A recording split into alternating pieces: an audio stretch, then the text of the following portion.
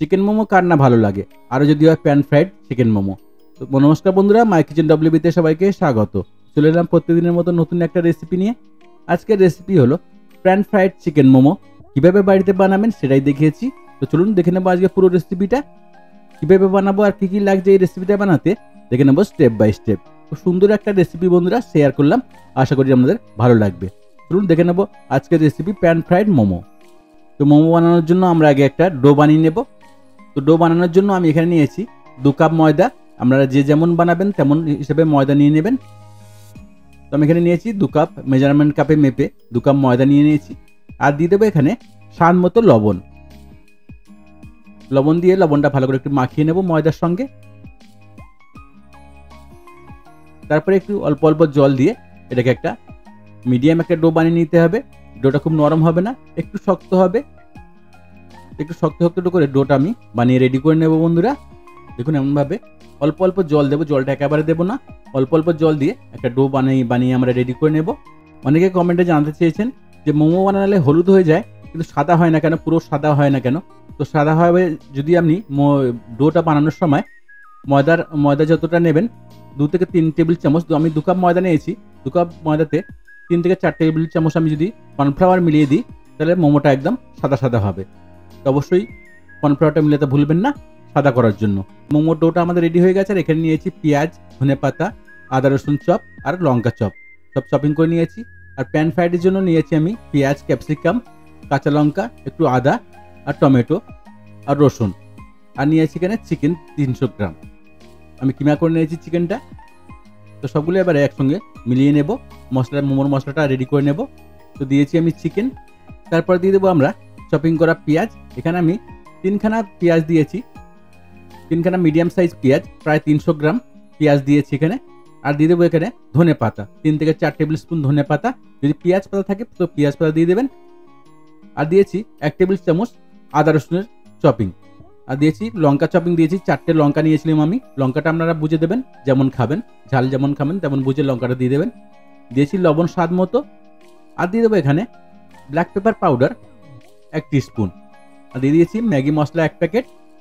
ব্যাস, এবারে আমরা মোমোর মশলাটা ভালো করে মিলিয়ে নেব।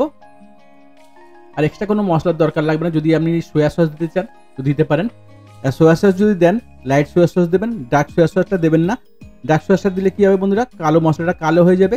লাইট সোয়া সস দিলে একেবারে কালো হবে না, কিন্তু টেস্টটা দুর্দান্ত হবে। তো আমি সোয়া সস দেবো না, আমি এমনিতেই মিলিয়ে নেব সোয়া সস ছাড়াই।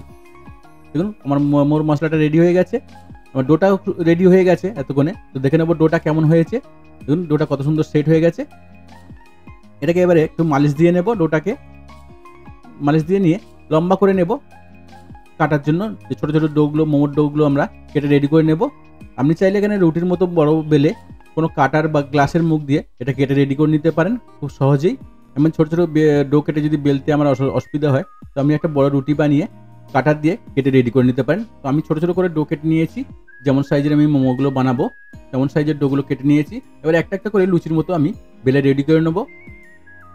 দেখুন এমনভাবে ভালো করে বেলে আমি রেডি করে নেব। খুব পাতলা হবে না, খুব মোটাও হবে না। দেখুন এমনভাবে বেলে আমি রেডি করে নেব সবগুলো। তেমন গোল গোল করে ভালো করে বেলে নিতে হবে। আপনার যেমন সুবিধা আপনি তেমন করে নেবেন। ছোটো ছোটো ডো কেটে যদি সুবিধা হয় বেলে নিতে তো ছোটো ছোটো ডো কেটে নেবেন, নয়তো একটা বড় মতো রুটি করে রুটির মতো বেলে নিয়ে আপনি কাটার দিয়েও কেটে রেডি করে নিতে পারেন। দেখুন এমনভাবে বেলে আমি সবগুলোকে রেডি করে নেব। ছোটো ছোটো ডো কেটে নিয়ে এরকম লুচির মতো বেলে নিতে পারেন। ছোটো ছোটো লুচির মতো এমন বেলে নিয়ে রেডি হয়ে যাবে আপনার মোমো। সবগুলো আমার রেডি হয়ে যাবে বন্ধুরা। মোমো স্টিকগুলো আমার বানানো রেডি হয়ে গেছে। এবার আমি মোমোগুলো মুড়ে রেডি করে নেব। কীভাবে মোমোগুলো মুড়ে রেডি করব সেটাই দেখাবো, চলুন। তো তার আগে এই যেটা আমি স্টিম করব সেটাকে আমি একটু তেল দিয়ে ব্রাশ করে নেব, তেল ব্রাশ করে নেব। তাহলে কী হবে, মোমোগুলো চিপকে যাবে না তলাতে। আপনাদের কাছে মোমো স্টিমার থাকলে তো ভালো কথা, আর যদি মোমো স্টিমার না থাকে তেমন সাদা সাদা ডিশ যদি থাকে সেটাও তো বানিয়ে নিতে পারেন, কোনো অসুবিধা হবে না। তো দেখুন আমি এই ডিশেই বানাবো। তারপর তেল ব্রাশ করা হয়ে গেছে, এবার আমি মোমোগুলো মুড়ে রেডি করে নেব। তো কীভাবে মুড়বো সেটাই দেখুন। একটা স্টিক নেব, নিয়ে ভালো করে আমি মশলা দিয়ে দেবো ভরে একদম। দেখুন ভালো করে মশলা দিতে হবে, দিয়ে এমনভাবে দেখুন 2 সাইডে ধরে মাঝখানটা এমনভাবে ঘুরিয়ে মুড়ে নিতে হবে। খুব সহজে 2-1 বার ট্রাই করলে আপনিও মুড়তে পারবেন ভালোভাবে, এমন সুন্দর একটা মোমো। দেখুন কত সুন্দর হয়েছে।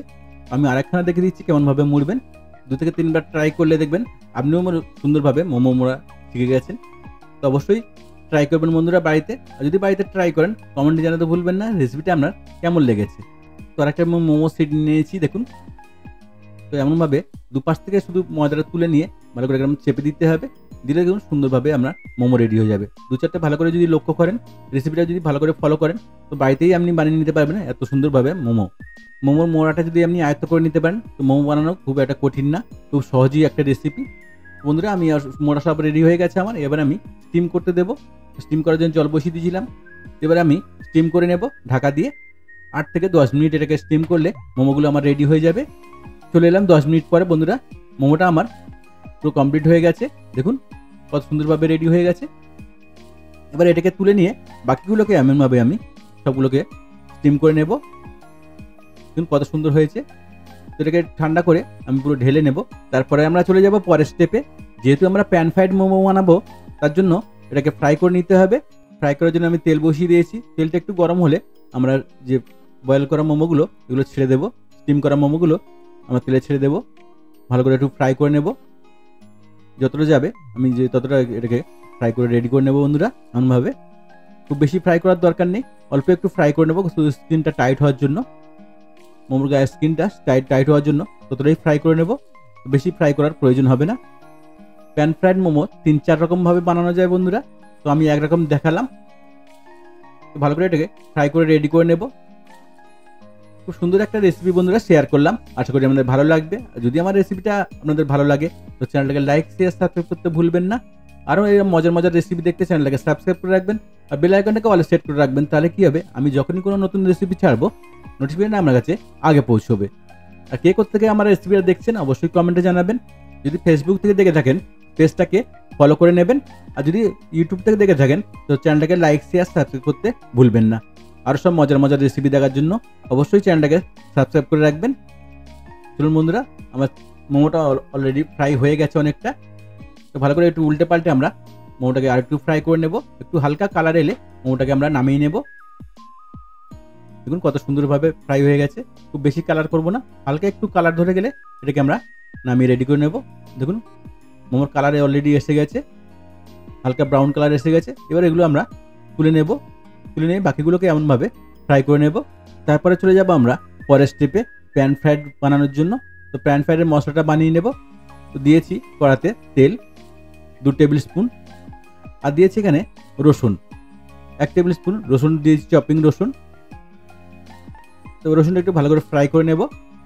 তারপরে দিয়ে দেবো এখানে পেঁয়াজ, কাঁচা লঙ্কা, আদা আর দিয়ে দেবো। পরে একটু দিয়ে দেবো, ফ্রাই করা হয়ে গেলে দিয়ে দেবো টমেটো। আপনি চাইলে এখানে কালার ক্যাপসিকামও ব্যবহার করতে পারেন। তো আমার কাছে কালার ক্যাপসিকাম অ্যাভেলেবেল নেই, তো দিয়ে দেবো এখানে ক্যাপসিকাম। আমি গ্রিন ক্যাপসিকাম দিয়েছি আর দিয়েছি এখানে টমেটো।